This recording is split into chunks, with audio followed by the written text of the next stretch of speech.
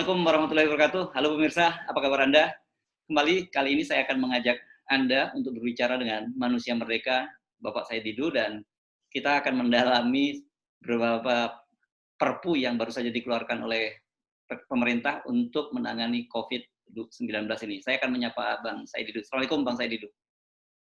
Waalaikumsalam Ya, warahmatullahi wabarakatuh. Sehat selalu.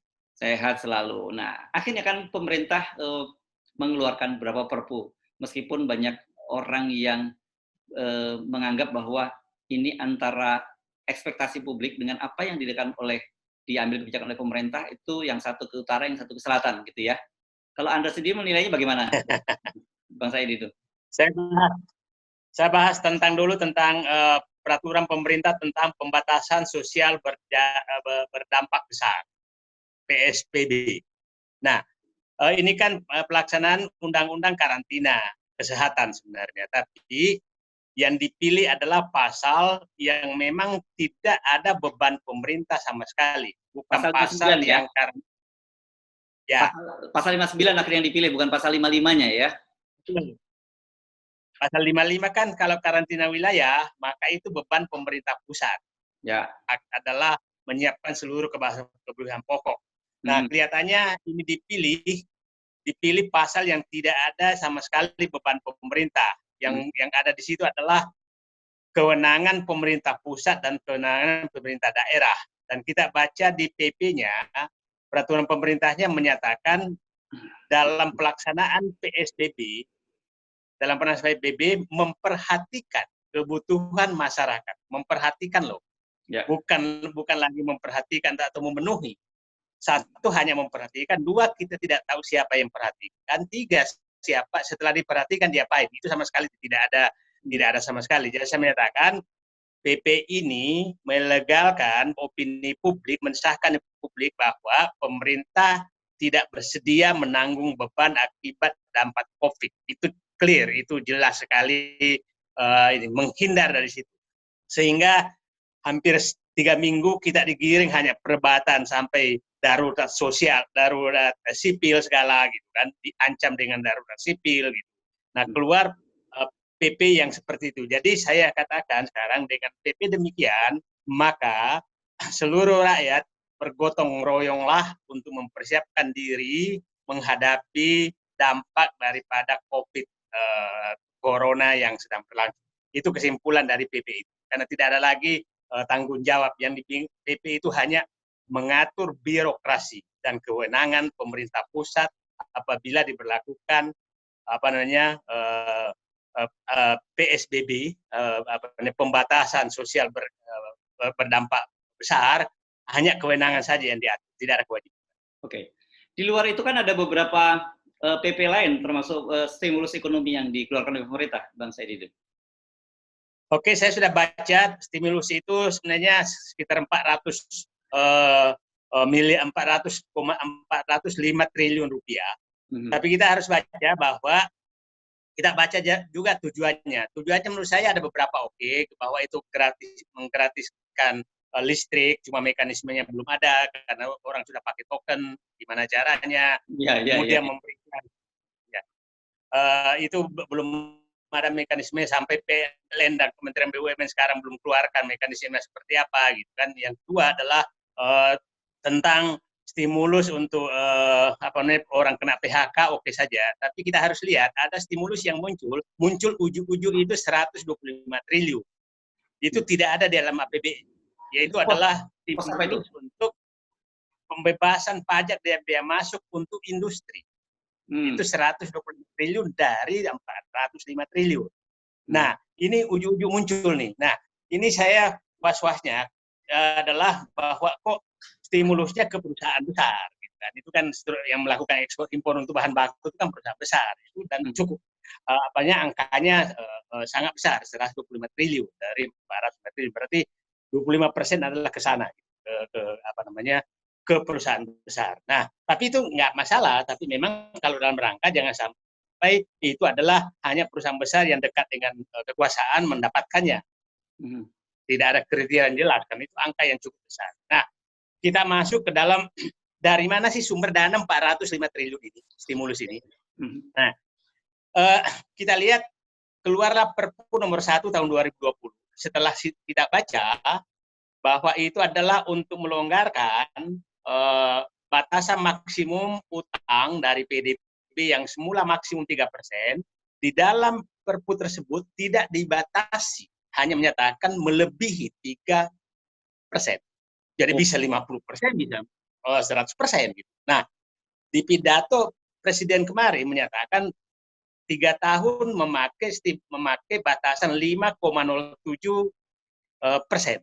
Ya. 2020 sampai 2022.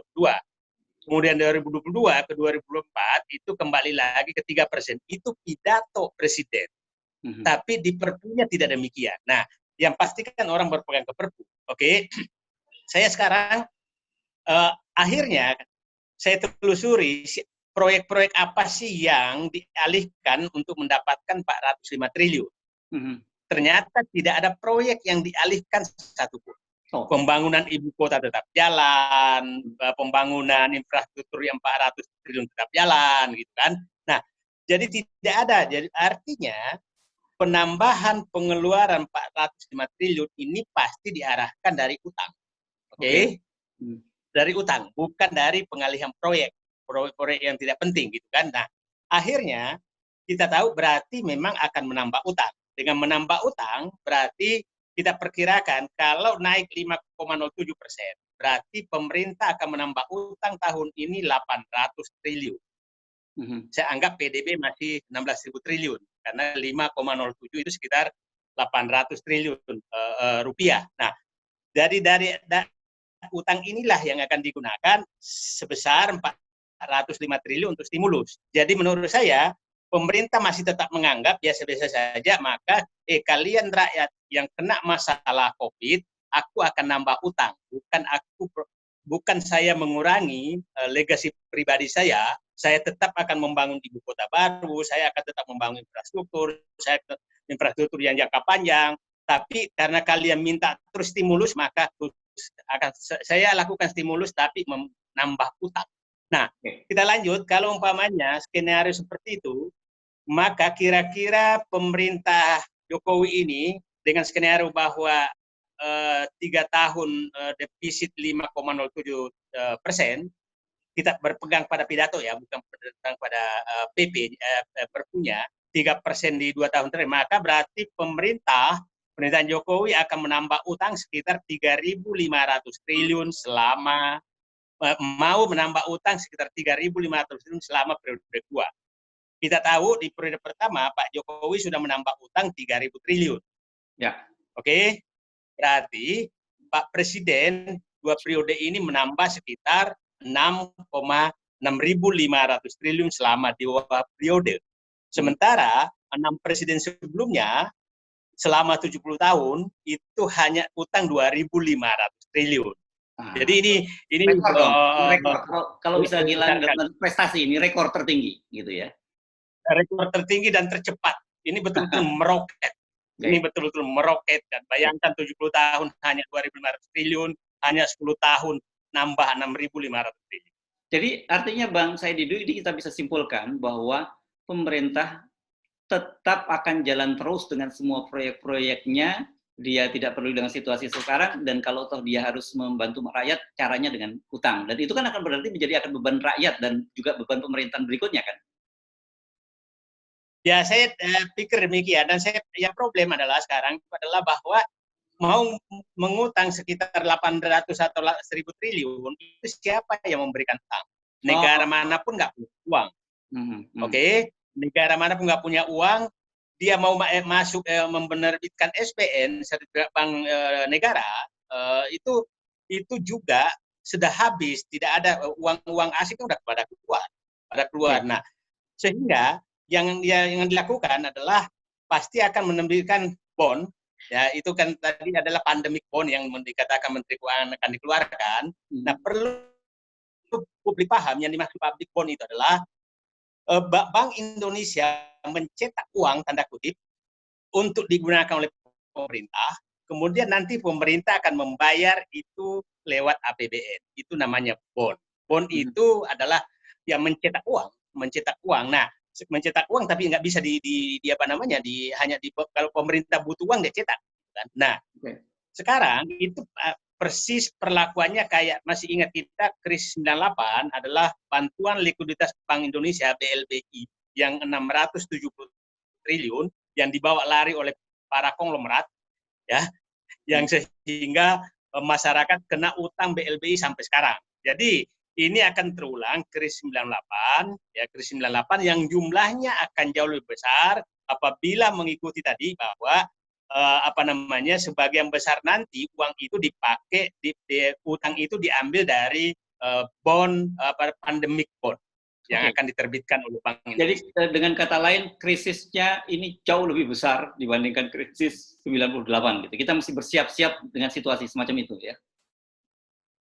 Saya menyatakan ini sangat seperti yang kita katakan berkali-kali bahwa ini sangat berat yang sebenarnya langkah pemerintah sampai detik ini sekarang. Yang problemnya itu adalah cara memilih prioritas yang menurut saya sangat berbahaya karena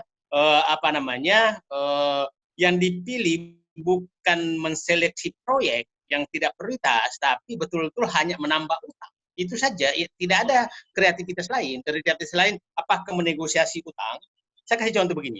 Itu SBN itu kan bunganya kira-kira 6 sampai ada 6 ya, surat berharga negara ini ya. SBN itu surat berharga negara ya. Ya. Surat berharga negara itu kan dijual dengan 6 sampai 7%.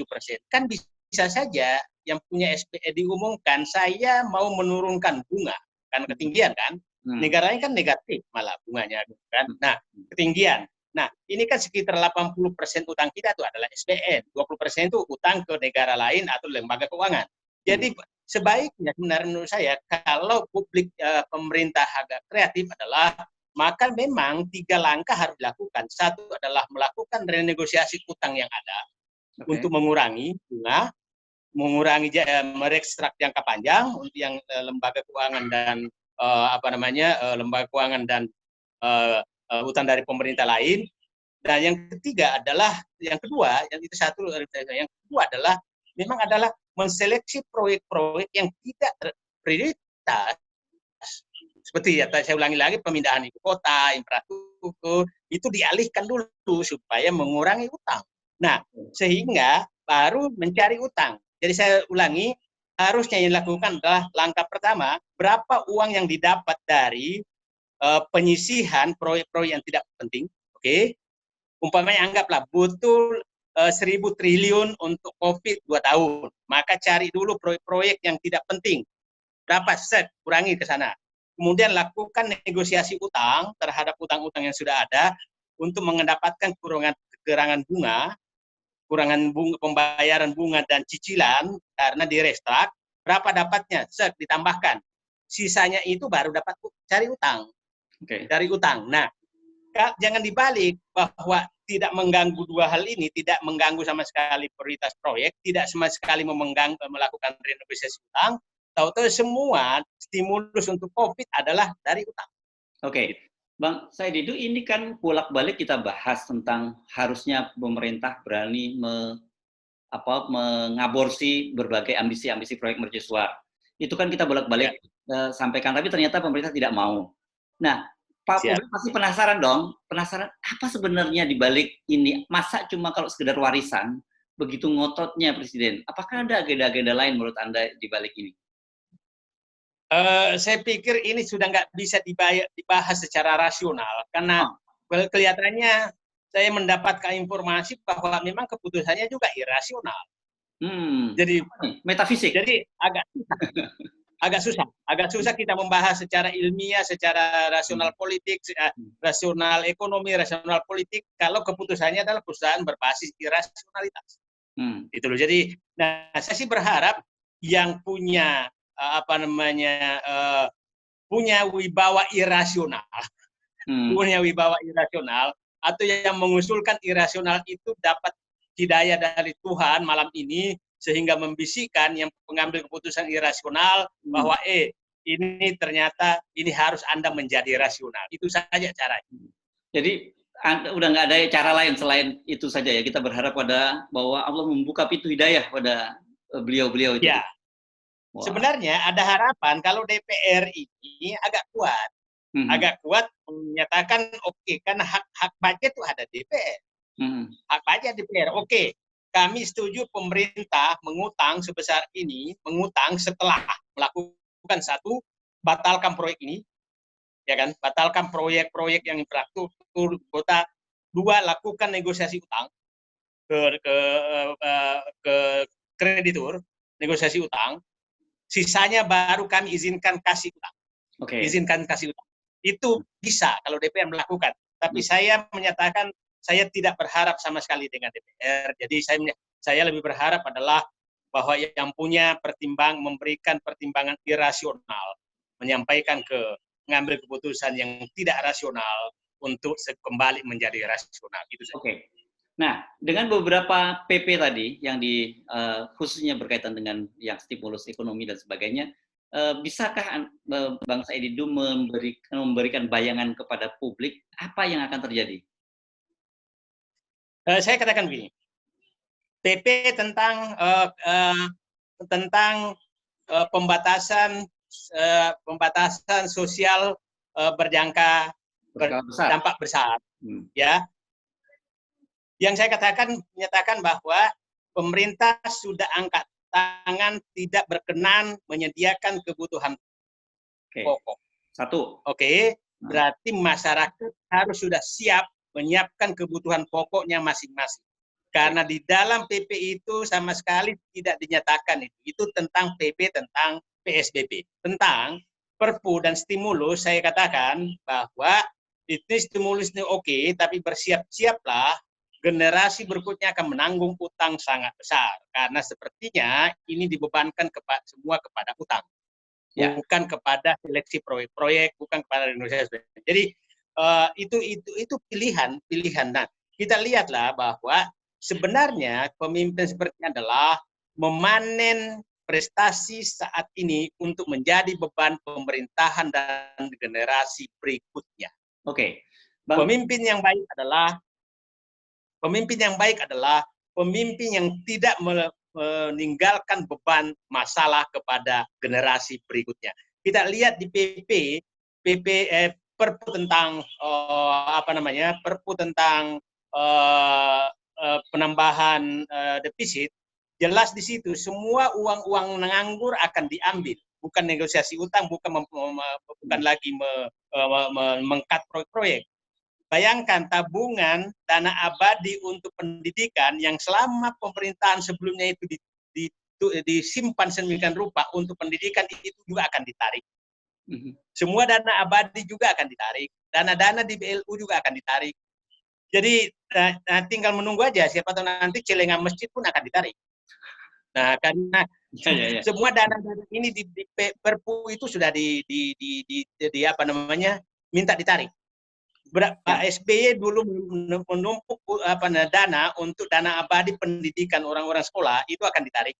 Jadi ya teman-teman mahasiswa yang sedang dapat beasiswa bersiap-siaplah, mungkin suatu saat tidak dapat lagi beasiswa karena duitnya diambil untuk ini, bukan menghentikan ibu kota tetapi duit untuk pendidikan diambil. Nah, itu yang sangat menarik Pak Mas Hersul, di dalam Perpu itu ada pasal menyatakan bahwa pihak yang mengurus tentang ini tentang dana stimulus ini dan utang itu tidak boleh dipidanakan. Itu di Perpu itu. Luar biasa ya. Jadi, luar biasa. Jadi luar biasa Jadi bayangkan kalau nanti terkumpul utang 3.500 triliun sampai 2024. Kalau dia memakai semua maksimum, berarti 3.500 triliun ditambah dengan APBD yang dengan alasan stimulus untuk COVID, maka itu tidak boleh dipidanakan. Jadi cara berlindung sekarang adalah ini adalah semua nanti anggaran dianggap bahwa ini adalah stimulus corona supaya nggak dipidanakan. Ini bahaya sekali. Ya, Bang Said Didu, apakah publik boleh beranggapan bahwa justru sebenarnya dalam tanda petik kasus corona ini merupakan berkah sebenarnya justru bagi pemerintah sekarang ini? Saya pikir berkah, tapi menurut saya dimanfaatkan secara overdosis. Ya, maksud saya begini, dia bisa menimpakan semua persoalan carut marutnya perekonomian Indonesia karena bukan kesalahan mereka dalam mengelola keuangan, tetapi karena corona. Jadi semua salah corona, bukan salah pemerintah. Jadi semua nanti akan ditutupi dengan demikian. Jadi pertumbuhan yang tidak tidak sesuai harapan, hanya target 2%, itu dikatakan karena corona, malah nanti minus 8%, semua disalahkan ke corona.